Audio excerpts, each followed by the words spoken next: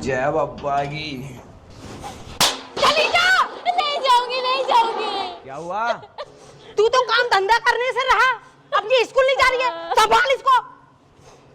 ए, school काय को नहीं जा रही है? भैया मेरे को बहुत डर लगता है, लोग मुझे गलत नजर से देखते हैं और आजकल लड़कियों के साथ कितना गलत हो रहा है और अभी एक लड़की के साथ कितने गंदी तरह रेप हुए भैया।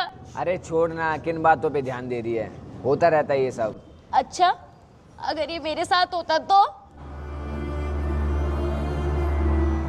ज्यादा बकवास मत कर, इन सब के लिए कानून बैठा है ना। किस कानून की बात कर रहे हो आप, जो टेबल के नीचे से पैसे लेकर पन्ने पर रख देता है? बकवास कर रही है। पापा, बेटी घर की इज्जत होती है, हाथ नहीं उठाते। अरे बहन क्या कर रही है? ये मेरे पसंद के कपड़े हैं, जब भी मैं इन कपड़ों को पहनती हूँ गली मोहल्ले वाले बोलते हैं छोटे कपड़े पहन रही है, गलत